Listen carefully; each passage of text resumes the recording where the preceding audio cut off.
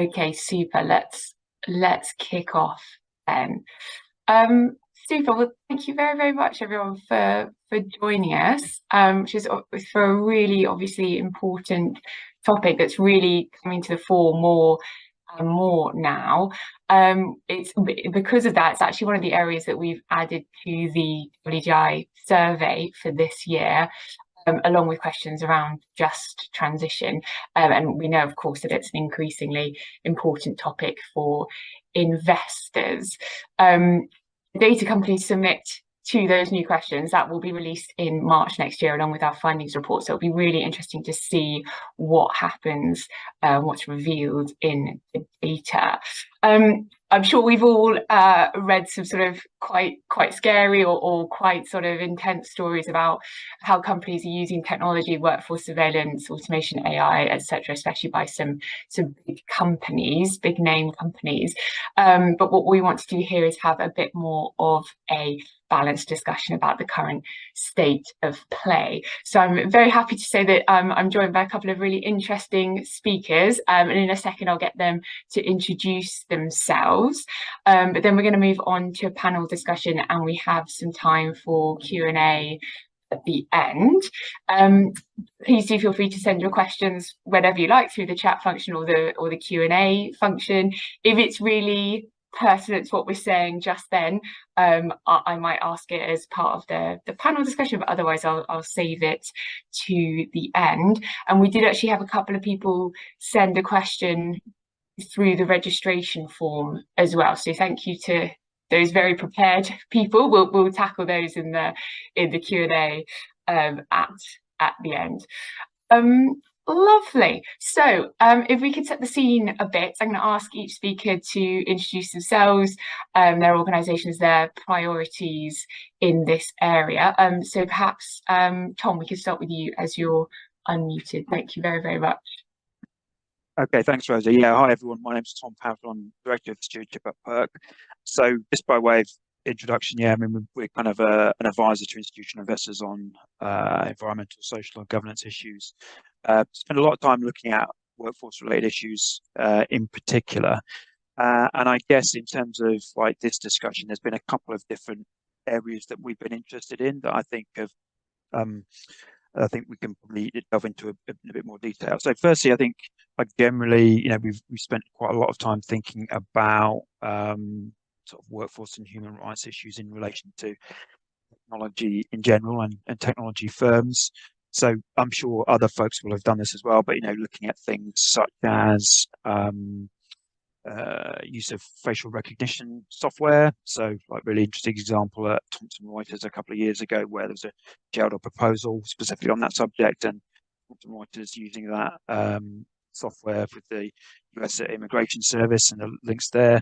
Looked a little bit at algorithmic discrimination as well, and then there's the kind of issue around like general data rights, access to data, and also compensation, I guess, for data as well. Then on a sort of like related area, which I think is quite, we've spent quite a lot of time by looking at competition policy, and there you kind of really get into the way that algorithms, machine learning, etc., have really changed the terms of the sort of it changed the sort of whole nature of enforcement there. So you get to the point where there can be collusion between what are known as algorithmic collusion without any kind of human intervention. That's tended to focus on kind of collusion around price setting, but I've always struck me that again, when we've looked at issues around market concentration and market power, there's obviously as well as monopoly, there's monopsony as well, like buying power, and that obviously has an impact in terms of the labour market. So again, I've sort of been interested in that as an area and been thinking a little bit about like is there other potential issues around there as well in terms of like how technology might directly impact in terms of like wage setting. So just by way of intro. Lovely, thanks, Tom. Super. So thanks, Tom. Yeah, obviously lots going on. Kyle, if you could give us a bit of background about you and Nosodos, that'd be super. Thank you. Yeah, thank you so much for having us, Rosie. So I'm Kyle. I'm an account executive here at Nosa Data. Metadata is primarily an ESG and data management tool, specifically designed around corporate pain points.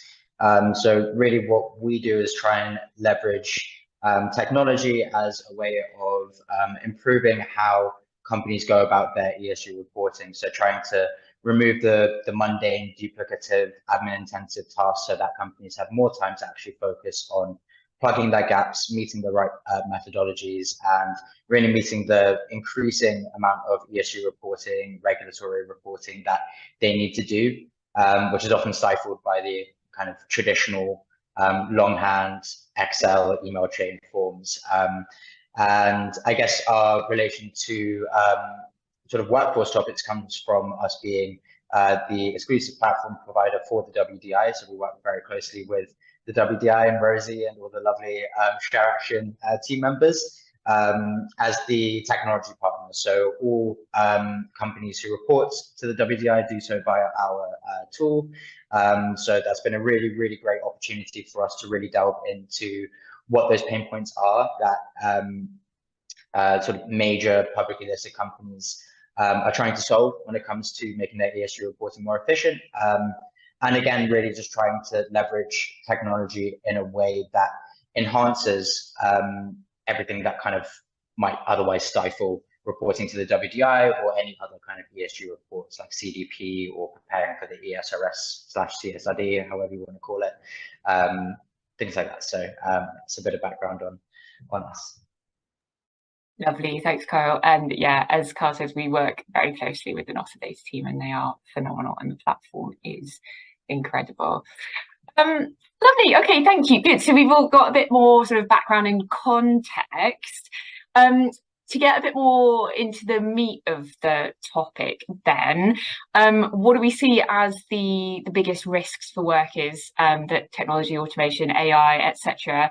present? And then I suppose more positively, what are the opportunities? Perhaps, Carl, we can start with you and your sort of broader ESG perspective. Yeah, sure. So I think, a great example for how and why it might be considered a risk is the fact that it's included in this year's WDI. So technology being a material risk for the workforce is something that's increasing, especially as things like AI develop. And I think it's ultimately really, really can't stress enough how important it is that how kind of AI and technology works and can be implemented is really understood at a sort of senior management / board level, as well as throughout the company, really to ensure that they're not becoming overly reliant on AI to maintain or improve operations, especially if it would eventually mean kind of downsizing areas of their business. So for me, that presents a real kind of material risk in terms of sort of workforce satisfaction, how they end up training their workforce, what sort of operations are done by sort of full-time or part-time or temporary workers versus what's done by a machine. There's a ton of different factors that sort of come from that. That being said, though, I think if a company kind of implements technology responsibly, then it could be a really huge opportunity for corporate self-improvement and sort of effectiveness. So, I mean, in my opinion, I don't think AI is, despite being very advanced, it's nowhere near being ready to replace humans in the workforce, at least as things stand. And it's also worth noting that, particularly around sort of AI, however much AI grows, there's pretty much just an equal amount of anti-AI growth. So things that can detect AI I'll give an example. Something that I hear a lot is people have sort of expressed a kind of fear that AI will end up writing their ESG reports and sort of whole ESG teams will be kind of downsized because of that. But, I believe that it can certainly help ESG reports get done faster, but would never pass a kind of anti-AI detection. And in theory, if we take it to the extreme that all companies are using AI to write all of their ESG reports, you basically end up with the same verbiage across every single company's reports. They'd probably never go beyond sort of surface level statements. And then investors, as a consequence, would not really get much of a picture about your business or your sustainability practices or how you treat your workforce, anything like that. So to go back to where I think it's positive, I don't think it's there yet to really be able to do all the really positive, integral things that humans do. Like it wouldn't be able to manage data holders throughout an organization, provide a really deep understanding of how the business operates, sort of consider exactly how they want their data presented based on feedback from investors or ratings agencies. And so it could be really useful for optimizing the time spent by an employee away from sort of mundane practices. It could provide templates that mean it's faster to work through things like ESG reports, but ultimately it just means that it would save more time for workers to action integral aspects of their roles. So I think that's where the main opportunity lies. But then, yeah, as long as they're doing it responsibly, that should hopefully avoid some of the risk related to it. Yeah, that's where I stand on for sure. Amazing, thanks, Carl. Yeah, I think you're right. We're all looking for standardization, but not to the extent where everyone's ESG report is exactly the same because of AI. Tom, what are you seeing from your angle? Yeah, I mean, I think that I would totally agree with a lot of what Carl said, actually. And again, I suppose maybe one thing to just sort of like start this as well is just think about like this is, maybe think of AI as a subset of technology, right? And this debate about technology and how it affects workers gets repeated generation after generation. And lots of previous eras of technological development, people have worried about the impact on workers and particularly like unemployment, right? And actually like structural unemployment, etc. And by and large, that has not been borne out at an aggregate level. So I'll explain that in a minute. But basically, certain types of roles have been replaced or become less important, but we've found other things that we need doing, and new types of jobs have been created, and therefore it's everyone's guessing a little bit at the extent to which this is really going to sort of replace workers, for example. That said, obviously in some specific cases, you're someone that's done a certain type of job for your entire career and it gets replaced or downgraded, you may not have the opportunity to switch. And I think we do need to think through those kind of questions. They are difficult. But like I say, we have been through this before. Another thing I think as well, again, to sort of echo something Carl said, I mean, I kind of keep thinking as well about Elon Musk has been saying for each year for about the past 5 years, there's going to be 1 million robo taxis on the roads, right? And I appreciate like self-driving vehicles are a complex technology. They keep saying it and it doesn't happen. And I think it definitely will happen, but it will not necessarily happen in the sort of timeframes that our worst sort of fears may not be borne out. Another thing I'd say as well is that, we should think in all this sort of stuff, again, thinking AI as a subset of technology, I think in two different ways, right? It's not just necessarily as well like replacement, like or elimination of jobs. It can be like augmentation of jobs, and exactly like Carl said, like some of this can be taking mundane stuff out of the day-to-day work, and so you're actually focusing on more valuable stuff, more rewarding stuff for you personally, more valuable stuff for the organization you work for. So I think that is, that's an opportunity. I mean, clearly, again, just another sort of anecdotal example you hear in terms of like maybe in sort of legal sector, AI can like basically assess a case law or like find common themes quite easily. It's not going to replace human judgment in that area, but it can knock out something. Obviously legal clerks are going to become, I guess, less important, right? But it means the kind of human judgment aspect of it more important. But the one thing I should acknowledge is that there are other people out there who do think it's going to be fundamentally different this time. We should just sort of like acknowledge that. I mean, Daniel Susskind, like really interesting, like economist, has written this book, like A World Without Work. He does argue that it may be different this time, but personally, I kind of feel we've been through this argument many times before, and it hasn't panned out. So I'm sort of perhaps more on the optimistic end of it. Thanks, Tom. No, I think you're right. It's definitely happening more gradually than some sort of scaremongers or very enthusiastic people would have us believe. And I think that is absolutely a good thing for everyone to acclimatise to the technology to improve and stabilise. Lovely. So based on all of that, taking all of that into consideration, what would you like to see companies doing to adapt to technological developments? And anything sort of about how we can get stakeholders working collaboratively on this, because as we've you've both touched on, this is something that affects a lot of people, and can be quite emotive. I know when we talked about this earlier, you wanted to make some terms clear. You touched on labour augmentation. Is there anything else you'd want to add there? I mean, I think there's a bunch of things that companies could do, and maybe we'll come on to again, like maybe what some emerging investor expectations might be there. But again, thinking about like concerns that people have about the technology, for example, like algorithmic bias is like obviously a key thing like out there in the world that people, and there is an emerging kind of case law as well. I think you've seen, for example, definitely sort of like perhaps more advertising, things like that. You've seen examples where, like certain types of ads are shown to certain types of people. And like, obviously, again, that has potential sort of applications in the recruitment market. So I think in terms of, there are opportunities there as well, by the way, because I do think some like automation or like, application of AI here could actually eliminate some degree of bias, right? We might have less older white guys like myself getting jobs if we use this technology smarter. That's on the plus side, but I do think that stuff needs to be thought through. Equally, I think in terms of like if we are looking at a future where some types of roles get like eliminated, or people have to retrain, who's going to do that? Our company is willing to do that.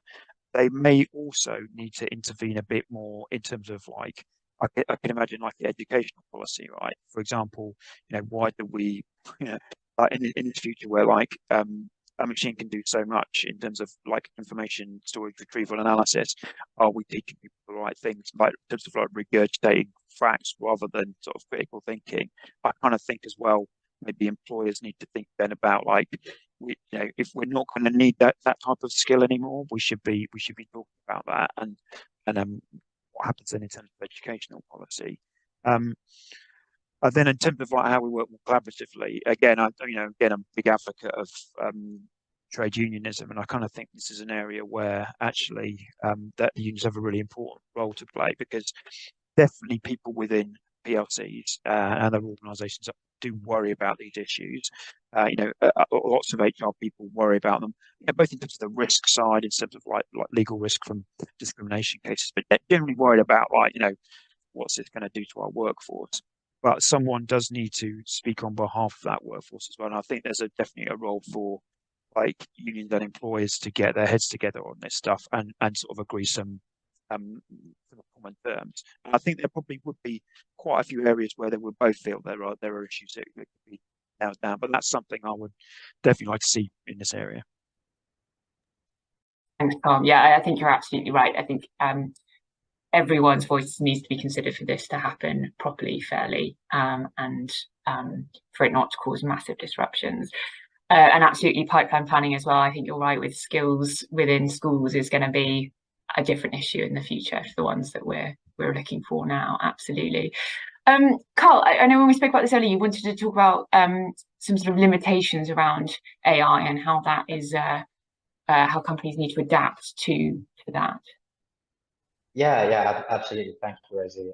And I totally agree with everything Tom said as well. Yeah, I mean, technology in general, I think is, it's bigger than just AI, but I think that's probably one of the biggest developments that is happening within the technological space at the moment, with sort of the advent of GPT and things like that.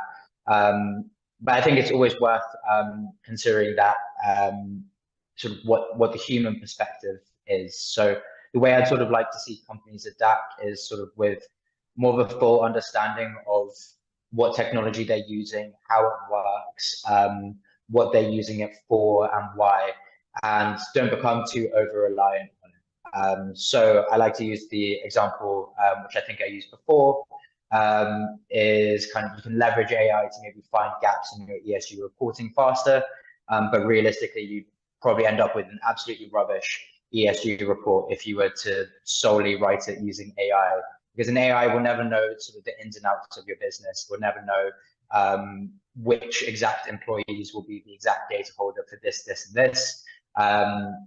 that kind of relies on, at the very least, human intervention, if not kind of a deeper kind of human perspective, that AI is just not there yet. But really how I can see sort of companies working collaboratively on this, one would be kind of in the ESG kind of perspective.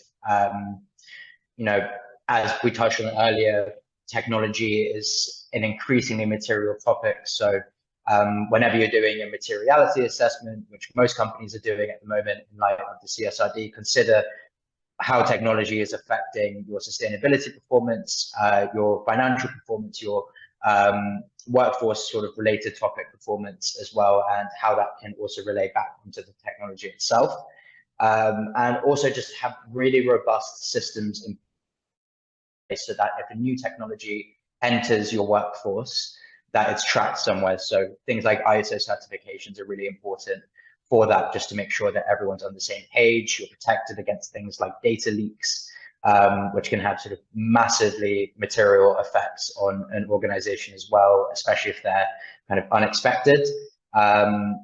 And so, yeah, just keep track of everything, don't become over-reliant on it, and kind of involve everyone in at least a sort of general oversight of how the technology is going to be used and implemented over time, so that you can adapt to things faster if anything sort of changes, which it often does in the world of technology. Yeah. Lovely, thanks, Carl. Yeah, no, I think you're absolutely right. Data security is going to be even more of an issue in the future, and good prep is essential. Absolutely. Lovely. Okay. So there is obviously as yet a distinct lack of regulation in this area. And how do we think companies are handling this? How should they be handling this? Tom, I know you had some thoughts around policy statements that are already out there.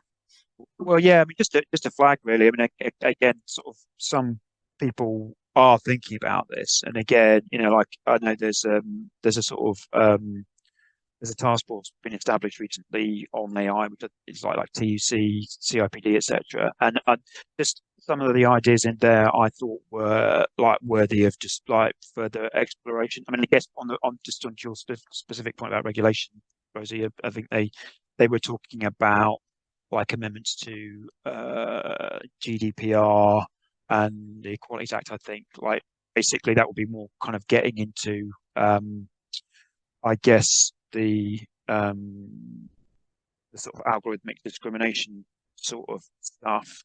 I think maybe as well there's a role more generally as well for I think another sort of idea has been advanced. I think it's role for is allowing people access to review of it of like algorithms. I know it's a complex topic, but it just does feel if like part of the process that leads to you getting or not getting a job, for example, is there should at least be some sort of option there. Or if it's, I don't know, maybe it's part of a disciplinary procedure or something like that. That would be an area I think that looks worth exploring. In terms of other policy positions, I mean, certainly I've seen a couple from investors. I think most recently Norges Bank put something out about 6 weeks ago just on like responsible AI. It's quite short, but it does kind of show that people are thinking about it. And again, the kind of things, I mean, some of it is kind of like pretty much what we as investors and investor advisors ask for a lot, but it's kind of like clear, like board level responsibility, like disclosure of like risk management processes around new technology and how to. I guess an area I think as well is, and I think it would be picked up in kind of like securities like regulation in any case, but I think as well like companies need to sort of disclose potential risks arising for this when they become aware of them, and that might be, obviously like any sort of like legal cases that are going through the system, because I think everyone's going to need to keep an eye on those and see what form they take. But then more generally, I think as well, just like risks that they see in a more general sense from new technology. Super, thanks, Tom. Yeah, no, again, I totally agree. There is a steep learning curve to come, and I think absolutely though any sort of court case around this is going to be hugely influential at this stage. So yeah, really interested to see how that that kind of thing pans out. But also, obviously, as you say, very encouraging that there are some investors, there are some companies that are leading the way on this, and that people are thinking about it and setting it down in black and white, which is great. Lovely. Okay, so what do we think then specifically that investors should? Oh, sorry, Carl, did you want to add something there? Sorry. No, it's okay. I mean, I could maybe just add that I think that the EU is passing a sort of AI law. I think they first proposed it in 2021, but should be coming out sometime in the near future as well. But I think just to really echo what Tom was saying as well, that there are companies kind of leading the way when it comes to how they use technology. And so if a company is unsure about how to do that themselves, a really useful thing that I always recommend to companies is just look at what the leaders are doing. So just benchmark what they're doing against what you're doing, and kind of give yourself something to aim for. I think a lot of it as well just comes down to kind of common sense best practices as well. So what to you is using technology responsibly in the face of there being little to no regulation on it. It can really be up to you. So you could also very easily become a leader in that area as well for others to benchmark against. Yeah, super. Thanks, Carl. Yeah, it may be a great opportunity to become a leader. Absolutely.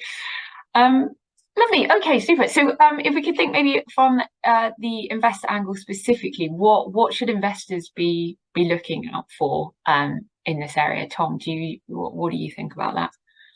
Yeah, so I think there's a few different things here that I think are worth sort of flagging. So maybe like just okay. So if we took the kind of like quite a negative position on this, and like it did like this kind of technology does lead to like it's some degree of like elimination of labor, potentially, or or more positively say it enables us to become more productive, either way. So there's there's cost savings for companies. Like, what do you want to do with that money? I mean, again, because you could think like then companies that are able to like really harness this technology could either like throw off more cash to investors, or they could invest it in R&D. So I guess there's a question there, like if we see companies really gunning on this topic, right, like really going for it, like what do we want them to do with whatever sort of savings they make out of it?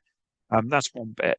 I think the other interesting thing that's actually like in terms of like the flip side of some of this stuff is like, so say it starts to this, like we start to eliminate certain types of roles, or at least sort of like reduce the human involvement in them. I think it's likely to the flip side there. I think it's likely to like result in increased demand for like softer skills, right? And I think probably more sort of, you can imagine roles in, I guess, sort of like sort of stuff that that really needs a human to do it. Like it's like personal sort of stuff. I don't know, obviously like social care, things like that. It might be quite a boon in a way in that bit of the labour market, in the sense that that is only, I think that's only going to increase in demand in any case. But that's the stuff that you really can't where you really can't replace people. And therefore, that's good for the workforce there. But then I think also then for investors, we should be thinking like, where are the companies like that? And therefore they might be the ones we want to think about as ones to sort of like invest in the future. That's sort of one thing I think I would also sort of think about. And then finally, Carl's already covered us. Again, I would sort of echo the point, like, there's a bit of a challenge back to investors here as well. It's like, all right, how are we using the technology? Now, day to day, we're all already using some of this, right? I mean, in terms of like automating some of the text we use, or even sort of really trivial stuff like prompts in your email, like, to auto-complete it, or little design ideas in PowerPoint, and all that kind of stuff. It's already happening, right? That's the trivial end of it. But if we do start using more automation to kind of like, say, undertake company research, or like help with the reporting back to clients, like, are we being upfront about that? Are we clear with our clients? Like, there's not a human doing this work. This is being generated by a machine, basically. I don't know. Carl may know much more than I do on that front, but to date, I don't think I've really seen much acknowledgement of that. Perhaps maybe in ESG raters, right? But beyond that, I don't I don't think people talk a lot about how they're using this stuff yet. Thanks, Tom. Yeah, I think it is not obvious yet, but I agree with you that it would be amazing if AI technology frees up workers to join social care, healthcare, senior care, who are obviously crying out for people if it can be well paid and good conditions as well. Lovely, Carl. I know that you want to add a bit more about how investors should be using AI and what you've seen. Yeah, so I mean, most of this insight comes from honestly dealing with corporates and ratings agencies and kind of getting their feedback on sort of what their experience has been. But I mean, every ESG ratings agency, for example, uses AI to scrape a company's data sources before an analyst ever takes a look at that. And I mean, Tom might know better than me exactly how much credence an investor gives to a ratings agency, but we typically see that MSCI, Sustainalytics, ISS have a huge chunk of their revenue comes from the investor side, sort of buying subscriptions to view that data. And so what I would probably say for investors to look out for is that it is using AI. Oftentimes that AI would then inform whatever an analyst looks for. So if something has been missed by that AI, it's highly likely that an analyst has missed that too. And then companies often spend hours, if not days, having to then validate that data with the different ratings agencies as well to say, no, you got this wrong. No, you're missing this data. Actually, this is from 2020. We updated our policy last year. There's a ton of back and forth there. So what I'd maybe encourage investors to do is take a bit more of an active approach when engaging companies, particularly on their sort of ESG ratings. So if you are finding that a exact policy is missing, ask your company for that policy, and if they still can't provide it, then it's a true gap. But I just wouldn't 100% rely on the data that you're getting, which is primarily through AI, because it's never 100% accurate.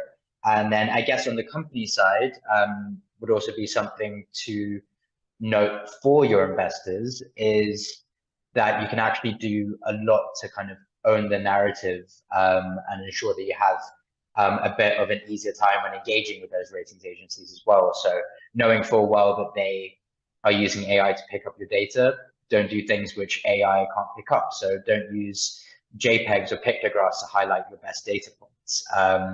Try and work in, it's a bit of a hack, but work in some of the keywords if it's data that you're already reporting on that matches the kind of methodologies. So I won't name any names, but just as an example, one of our clients is a CDP A-lister, and a ratings agency marked them down for not having a climate action plan because they didn't have the exact wording, "We have a climate action plan," in their reports, which doesn't make any sense. They're a CDP A-lister.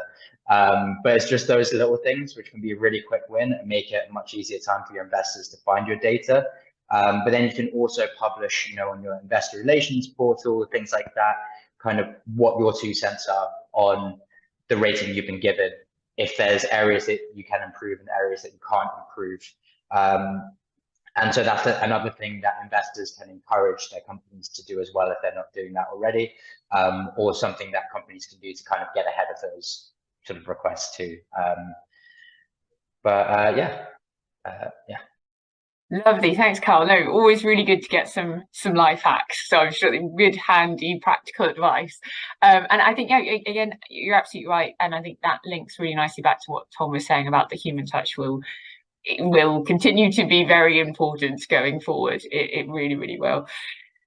Lovely. Okay, so to finish on a sort of a proactive note as much as possible, what do we think the future of technology in the workforce looks like? Is there a sort of a summary statement that I think maybe Carl, you might be able to make? Yeah, so I guess I'm fairly optimistic about the future of technology in the workforce. I think it remains to be seen kind of how that develops, and I think different industries will adapt better than others. Not going to name particular industries or others, but I always like to give the example of Google. So Google search, it's basically AI in its truest form. You have a database of knowledge. The person inputs keywords and then gets the results. By no means did that ever make kind of researchers obsolete. We still have universities, we still have libraries. It just meant that things could get done a bit faster, but it always relied on having that kind of human aspect to verify that that data is accurate, to dig deeper into it, to get results out of that data. So that's where I really see kind of technology moving forward is kind of a sort of harmony between the efficiency side, which can be done by technology, and then the sort of accuracy, qualitative side as well, which I think no technology is even close to getting there. But it all really comes down to how that technology develops, whether we're responsible as a society in how we kind of adapt to it and bring it on. So I'm optimistic, but yeah, nothing is certain, particularly in the space of technology and ESG. But yeah, fingers crossed. Amazing, thanks, Carl. Yeah, a great analogy. I think you're absolutely right. There's I don't think anyone would disagree with you, the fact that Google searches aren't just automatically a good thing. You still need to sift that information and trust yourself, find good sources, and use a library ultimately. Lovely. Okay, so let's move on to Q&A. We've had one come through chat, and as I mentioned at the beginning, we had a few sent through beforehand when people registered, but I'll tackle the one that came through live first. So it's just saying, at this stage, is it not that we need to support workers whose jobs may not be taken by AI, but rather by other workers with knowledge of AI? Think mid-level programmers or anyone whose job can be made more efficient if they were to use AI to augment their work. Tom, Carl, I don't mind if either of you have something you want to say in response to that. Yeah, I mean, I think this is exactly what both Carl was sort of saying early on, isn't it? It's basically, I think there's a bit of both, to be frank. But I think, yeah, I mean, like the optimistic view of this is definitely that this is exactly to that question, right? We should be thinking of this as like augmentation rather than labour replacement, right? It can help people do their jobs more productively, and therefore it should be a benefit. I think that again gets to that broader question about like technology really ought to be neutral, right? It's just like I think as investors we're always thinking about kind of like ownership and control, right? Those are the key concepts we deal with. I think the same applies exactly to technology, right? It can be utilized if people seek to utilize it to replace people, or it can be used to kind of improve the way we work in a more positive way. And I think to this question, it's exactly I hope that's the way companies are thinking about it. Yeah, absolutely. And I think this is where it's really key that companies take retraining, reskilling really seriously and have a proper plan for how that's going to work and how it's going to affect their particular business, their particular sector. I do think from our conversations with companies, I think it is on the agenda of lots of organizations. There's just a lot of uncertainty at the moment about exactly what is going to happen. But I think lots of companies are keen to do the right thing by their existing workforce and making sure that they can keep people on, especially Tom, as you referenced at the beginning of the call, especially those people who have been there for a really long time. They don't want to lose those people who have that institutional knowledge if they've been in a workplace for 20 years or something. Kyle, sorry, did you want to add something in there? Yeah, I mean, I think you touched on it just then, Rosie, by sort of training and things like that as well. I mean, the question from Luda references kind of programmers and things like that who already kind of know how to use AI. But I think that's a really important thing when it comes to training as well, is kind of relying on those people who kind of already know how to use it, to kind of disseminate that knowledge throughout, and then how they then leverage AI to kind of augment their own work. I think is also really important as well, because I think a lot of the AI that exists in the world at the moment is prompt technology. So if I were to write into ChatGPT, write this code, it would be absolutely rubbish and wouldn't work because I know absolutely nothing about coding. But it still would rely on that kind of first point of call to actually prompt the AI to give you something and then to verify if that something works or not. So I think there's definitely a ton of space to support people who already have that knowledge with AI, and then a ton of room of opportunity as well to support people who don't know how to use AI so that it's leveraged in the correct way and that they importantly understand how it's helping them, beyond just the fact that they're getting their work done a bit quicker. I think it's important to know too. Yeah, no, I think you're absolutely right. I always think there's a maybe a sort of aspect of generational change as well. I know people who are 10 years younger than me have just a much better grounding in basic coding that I just have no idea about. So those skills are, filtering through already to the younger people. And fingers crossed that can be developed in the older workforce as well. Super. So yes, thank you for sending through that question. Anyone else have a live question? Please do feel free to send it either in the chat or the Q&A. But just in the meantime, I'm going to go to the questions that were sent earlier through the registration form. Okay, so one of them, I think we've probably already covered it. Just that overall, do the speakers think technology is going to be a good thing for the workforce? I think, Kyle, you sort of handled that in the last sort of question we covered. So overall, I think we're definitely of the opinion that if handled properly, it is a good thing. Is there anything you want to add there? No, that was a good summary. Yeah, cool. Next one, a very practical one. What does the WDI mean by workforce surveillance? So we have a glossary for all the terms we use in the survey. So I'll send a link to that in the follow-up materials. I don't want to sort of read out the definition now. I think that would be quite dry, but I promise you we do have a definition. And then just the last one, will technology help business planning? Really help business planning. So that's quite a broad question. I think we've touched on lots of different aspects of it. I don't know if there's anything, Carl or Tom, you would want to add to what you've already said in the content of the webinar. I think maybe the questioner is trying to get at whether this is help plan for the future, maybe help react to situations, maybe. Yeah, I mean, I think Tom touched on this earlier with kind of how companies might adapt to it and not becoming too kind of entrenched in a technology that you then are kind of stuck with it. But I definitely do think that, and sorry, Tom, if I paraphrase you incorrectly there, feel free to correct me.